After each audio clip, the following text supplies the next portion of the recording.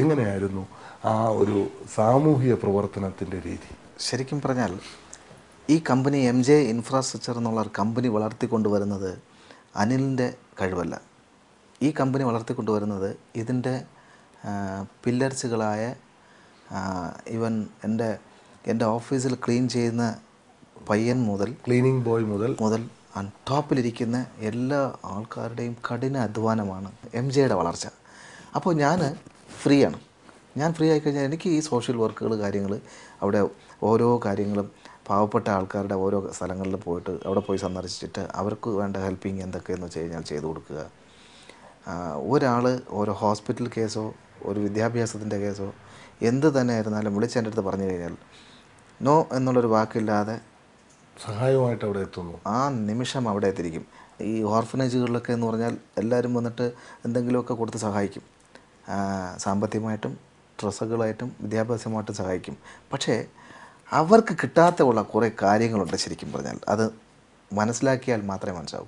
അവരുടെ മനസ്സിലും ഒന്ന് ദീപാവലിക്ക് പടക്കം പൊട്ടിക്കണം, എല്ലാവരുമായിട്ട് എൻജോയ് ചെയ്യണം, അവർക്കൊരു സിനിമ കാണണം, എല്ലാവരുമായിട്ടിരുന്ന് ആഹാരം കഴിക്കണം. അവർക്കൊക്കെ ആ ഉള്ള ആഗ്രഹങ്ങൾ ഞാനതങ്ങ് ഫസ്റ്റ് ചെയ്യുമ്പോൾ എൻ്റെ ജീവിതത്തിൽ എനിക്ക് കിട്ടാത്ത സുഖങ്ങൾ അന്ന് എനിക്കിതുപോലെ ഞാനിങ്ങനെ ഒരു ഓർഫനേജിൽ എന്തെങ്കിലും ഞാനൊരു ഓർഫനേജിലൊക്കെ എവിടെയെങ്കിലും പോയി ഉണ്ടായിരുന്നെങ്കിൽ ഗതിയില്ല എന്ന് പറഞ്ഞിട്ട് തന്നെ ആയിരുന്നെങ്കിൽ ഞാനന്ന് അങ്ങനെ ഒരു വ്യക്തിയായിട്ടേ എനിക്കിരിക്കാൻ പറ്റൂ. പക്ഷേ എൻ്റെ മനസ്സിൽ എനിക്കന്ന് ബിസിനസ് ചെയ്യണം എന്ന് പറഞ്ഞ് ഇറങ്ങിയത് കൊണ്ട് ഇന്ന് എനിക്ക് ഈ നിലയിലെത്താൻ പറ്റി. പക്ഷേ ഇപ്പോഴും നമ്മൾ മെയിനായിട്ടൊരു കാര്യം ചിന്തിക്കേണ്ടത് ഒരാളിന് ഞാൻ കൊടുക്കുന്ന ഒരു സഹായ കാര്യത്തെ പറ്റിയിട്ട് എൻ്റെ വളരെ ഒരു ഇതാണ്. മറ്റുള്ള ഒരാൾ അറിയാതെ ആയിരിക്കും ഞാൻ ചെയ്യുന്നത്. ഒരുപാട് പുരസ്കാരങ്ങളാണ് താങ്കളെ തിരക്കി വന്നത്. തീർച്ചയായിട്ടും ഈ പൊതുരംഗത്ത് പ്രവർത്തിക്കുന്ന അതിനുവേണ്ടി ഒരുപാട് പുരസ്കാരങ്ങൾ കിട്ടിയിട്ടുണ്ട്. അതിൽ വളരെ പ്രത്യേകതയുള്ളത് ഒരു ഡോക്ടറേറ്റാണ്. ജെറുസലേമിൽ നിന്ന് കർണാടകയിൽ പൊതുരംഗത്ത് പ്രവർത്തിക്കുന്ന 6 പേരെ തിരഞ്ഞെടുക്കുന്നു. അതിൽ ഏക മലയാളിയാണ്. അത് കിട്ടുമ്പോൾ എങ്ങനെയായിരുന്നു മനസ്സിൽ? ഞാൻ എൻ്റെ മനസ്സിൽ ഒരല്പം കൂടെ ചിന്തിച്ച ഒരു കാര്യമല്ല എനിക്കിങ്ങനെ ഒരു ഡോക്ടറേറ്റ് കിട്ടും എന്ന്. എനിക്ക് ഡോക്ടറേറ്റ് ഇതിന് ഞാൻ എന്ത് അർഹതപ്പെട്ടതാണ് എന്നുള്ളതെന്ന് എനിക്ക് ശരിക്കും പറഞ്ഞാൽ എന്തോ എനിക്ക് ഒരിക്കൽ കൂടെ ഞാൻ പ്രതീക്ഷിച്ച ഒരു സംഭവമല്ല. സത്യത്തിൽ റിയലായിട്ട് പറഞ്ഞാൽ ഈ ഡോക്ടറേറ്റ് എന്ന് പറഞ്ഞ് കിട്ടുമ്പോൾ എനിക്കധികം സന്തോഷം തോന്നിയില്ല. കാരണം എന്താണ് ഇതിൻ്റെ വാല്യൂ ഒന്നും എനിക്കറിയത്തില്ല. ഞാൻ വിചാരിച്ചു ഇത് ഡോക്ടറേറ്റ് എന്ന് പറയുമ്പോൾ പിന്നീടാണ് അറിയണത് അനിലെ ഡോക്ടറേറ്റ് എന്ന് പറഞ്ഞു കഴിഞ്ഞാൽ ഇത് വലിയൊരു പദവിയാണത്, അനിലിനെ അറിയില്ല ഇത് എന്ന് പറഞ്ഞിട്ട്. അപ്പോൾ എൻ്റെ മനസ്സിൽ പിന്നെയാണ് ഇതിന് ഇത്രയും ഒരു റെസ്പെക്റ്റുള്ളൊരു കാര്യമാണ്, വാല്യൂ ഉണ്ട് മനസ്സിലാക്കാൻ കഴിഞ്ഞു.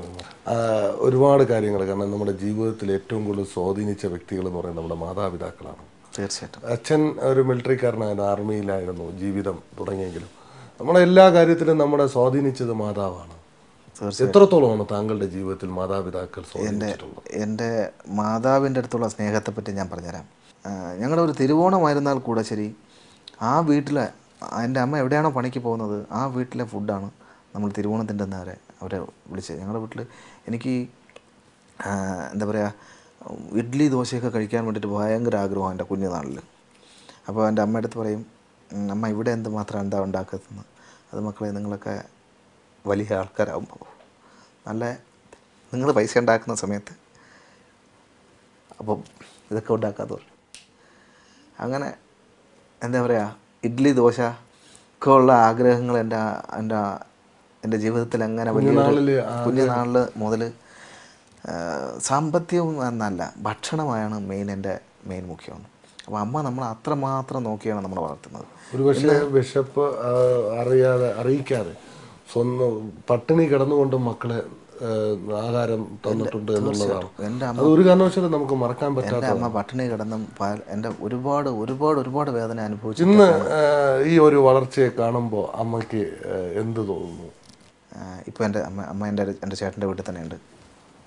വളരെ സന്തോഷമായിട്ട് കഴിയും. പിന്നെ അതെ, എൻ്റെ വലിയൊരു ആഗ്രഹമാണ് എൻ്റെ കുടുംബത്തിൽ എൻ്റെ അമ്മയും എൻ്റെ അച്ഛൻ എല്ലാവരും കൂടെ ചേർന്നിരുന്ന് ഏതെങ്കിലും ഒരു തിരുവോണം ഒരുമിച്ചിരുന്ന് ഒന്ന് ഊണ് കഴിക്കാൻ വേണ്ടിയിട്ട്, അല്ലെങ്കിൽ ഏതെങ്കിലും ഒരു ഓണം തന്നെ വേണമെന്നില്ല, ഏതെങ്കിലും ഒരു ദിവസം എല്ലാവരും കൂടെ ആയിട്ട് ഒരുമിച്ചിരിക്കാൻ വേണ്ടിയിട്ട് വലിയ അതായിരിക്കും താങ്കളുടെ ജീവിതത്തിലെ ഏറ്റവും വലിയ തിരുവോണം.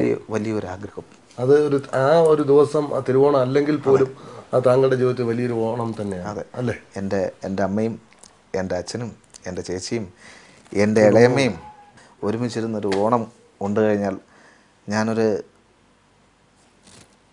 ജന്മം ഞാൻ സുഹൃതം ചെയ്ത മാതിരിയാണ്. അത് എത്രത്തോളമാണ് കുടുംബം നമ്മുടെ വളർച്ചയ്ക്ക് സഹായമായിട്ടുള്ളത്? കുടുംബത്തിൻ്റെ സഹായം എന്ന് പറഞ്ഞാൽ, ഞാൻ ഈ വീട്ടിൽ നിന്ന് രാവിലെ 9 മണിക്ക് എൻ്റെ വീട്ടിൽ നിന്ന് ഞാൻ ഇറങ്ങിക്കഴിഞ്ഞാൽ തിരിച്ച് ഞാൻ എൻ്റെ വീട്ടിൽ ചെല്ലുന്നത് ചിലപ്പോൾ രാത്രി 1 മണിയായിരിക്കാം, 2 മണിയായിരിക്കാം. അപ്പോൾ കയറി ചെല്ലുമ്പോൾ മുഖമൊന്നും വീർപ്പിച്ച് വയ്ക്കാതെയോ ഒരു പരാതികളൊന്നും ഇല്ലാതെ, പരിദേവനങ്ങളില്ലാത്ത, ദേഷ്യം കാണിക്കാത്ത, സന്തോഷമായിട്ടിരിക്കുന്ന ഒരു മുഖമാണ് ഒരു പക്ഷേ അതായിരിക്കാം നമുക്ക് ടെൻഷൻ തരാത്ത വലിയൊരു ജീവിത പങ്കാളി. അതൊരു ബിസിനസിന്റെ വളർച്ചയ്ക്ക് ഒരുപാട് സഹായിച്ചു എന്നുള്ളതാണ്. തീർച്ചയായിട്ടും. പിന്നെ ഏത് ദാനം ചെയ്യുന്നവർക്കും ഞാൻ എന്ത് ദാനം ചെയ്തിരുന്നാലും, ആർക്ക് എന്ത് കൊടുത്തിരുന്നാലും എൻ്റെ വീട്ടിൽ നിന്ന് എന്തിനാ അത്ര കൊടുക്കുന്നത് എന്നൊരു ക്വസ്റ്റ്യൻ ഇല്ല. മക്കള് 2 പേരാണ്. മുത്തു എന്നും ജിത്തു എന്നും അറിയപ്പെടുന്നു. നേരത്തെ നമ്മൾ സംസാരിച്ചു. വളരെ കുട്ടികൾ പഠിക്കുന്നു. മോള് 10th സ്റ്റാൻഡേർഡിൽ പഠിക്കുന്നു, മോന് 5th സ്റ്റാൻഡേർഡിൽ പഠിക്കുന്നു. വളരെ സന്തോഷമായ കുടുംബജീവിതം. അതെ.